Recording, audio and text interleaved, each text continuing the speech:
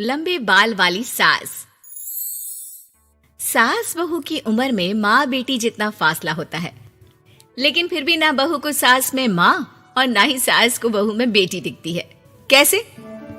ओहो, ये बाल भी ना संभाले नहीं संभलते, इतने लंबे और काले। देखने वाले तो कहते हैं कि बहू सास और सास बहू लगती है। कौन है ये लोग माँ जी? मुझे तो नहीं दिखते जो सास को बहू समझ रहे हैं। अरे चल छोड़ ना, जा चाय लेकर आ जा और किचन में मेहंदी भिगा देना। और हाँ, दोपहर को पार्लर वाली आ रही है मेरे हेयर स्पा के लिए, तो जरा गर्म पानी तैयार करके भाप की तैयारी भी कर देना। बहू खुद के बाल देखती है जो सूखे, बेजान और बेतरीके से बंधे होते हैं। बहू किचन की तरफ जाती है। यहाँ खुद के बालों को संभालने का टाइम नहीं है, ना ही पैसा, लेकिन सास के बालों पर इन्वेस्टमेंट देखकर हैरानी ही होती है मुझे तो। दोपहर को पार्लर वाली सास के बालों को देखकर बोल पड़ती है, ओहो, ये कैसे बाल कर लिए आपने? 2 हफ्ते से मुझे बुलाया नहीं ना, तभी। अरे वो बहू के कारण। मेरे कारण? मैंने कब मना किया था आपको किसी चीज के लिए? अब तू ही मायके चली गई थी ना, अब मैं घर का खाना बनाऊं या फिर बालों की केयर करूं? तू जाकर पानी लेकर आ। इस बार मैं जो मसाज करूंगी ना, थोड़ा महंगा है, लेकिन अरे महंगे की चिंता ना कर, बस ये जो डिम्पल कपाड़िया जैसे बाल है वो शबाना आजमी जैसे ना हो जाए, इसका ख्याल रख। अब क्या था, सास के बाल पर जो बजट था वो घर के किचन के बजट जितना ही था, लेकिन बहू बेचारी करती क्या, बहू जो ठहरी। एक बार सास बहू मॉल में घूमने जाते हैं। माँ जी, एक ड्रेस लेना है, चलिए ना जरा डिजाइनर शॉप तक। हाँ चलो, वैसे भी बाल गीले हैं, थोड़ा बाहर घूमूंगी तो हवा से सूख जाएंगे। सास बहू दोनों मॉल में घूम रही होती है। सासू माँ, वो रहा मेरा स्टोर। अरे रुक, क्या है ये? जावेद हबीब। अरे चल तो जरा देखे तो। हाँ चल देना माँ जी, बस एक ड्रेस ले लूं।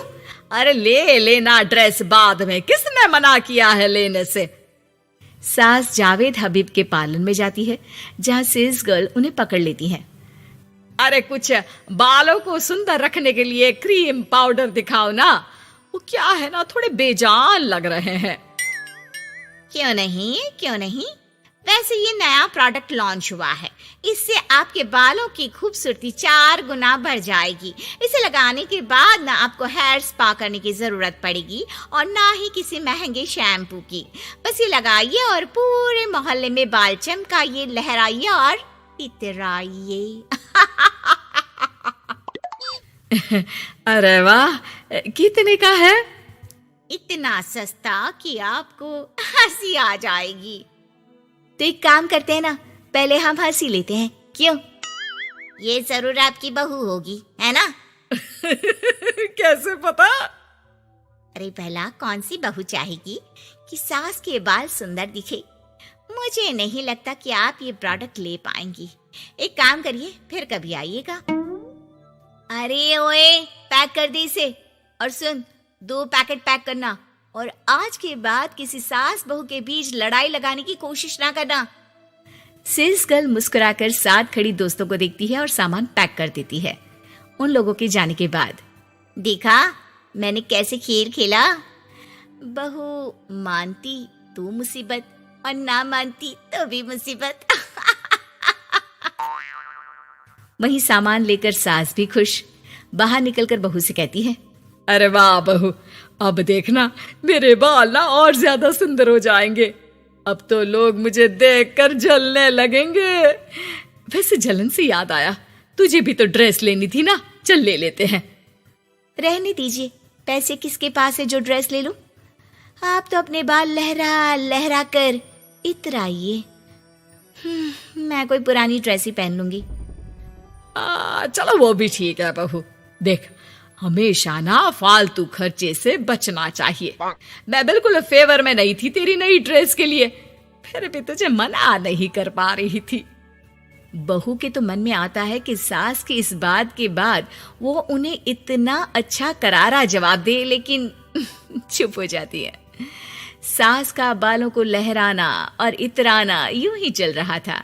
एक दिन, माँ जी, न जाने क्यों चक्कर आ रहा है, लगता नहीं कि मैं काम कर पाऊंगी, मैं अपने कमरे में आराम करने जा रही हूँ।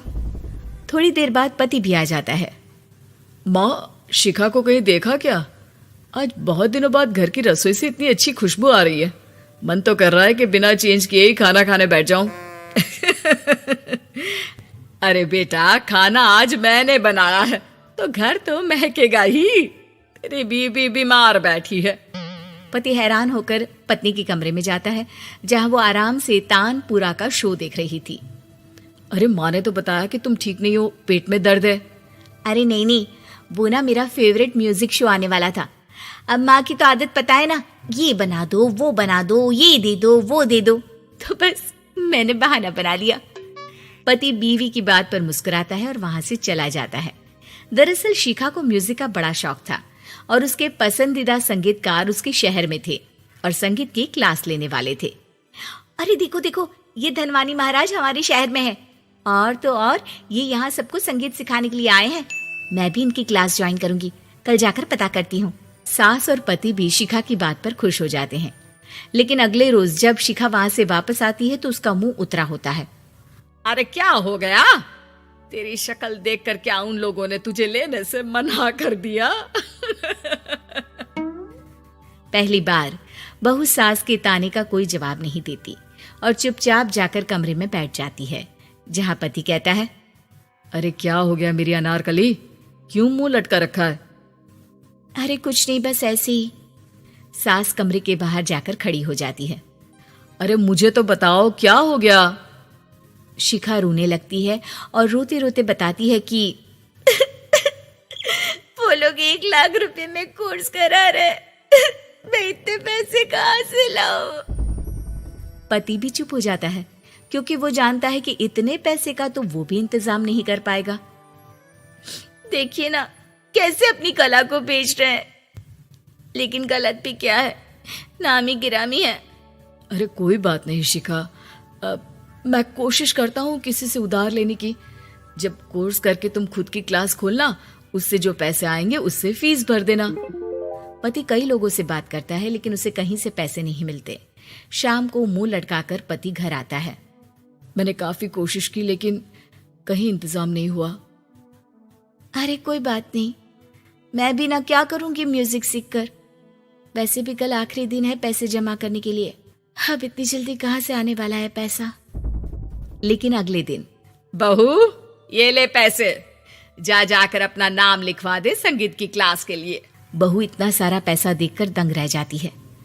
अरे माँ जी, आप कहाँ गई थी अभी, और ये इतने सारे पैसे कहाँ से आए?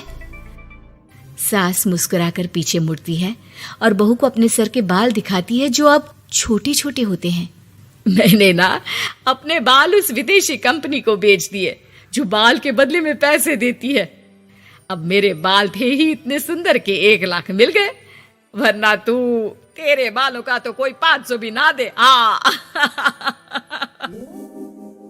बहू को सास की बात से रोना आ जाता है। वो सास के गले लग जाती है। लेकिन कोई मुझे करोड़ों भी दे ना, तो भी मैं इतनी अच्छी सास ना दूं।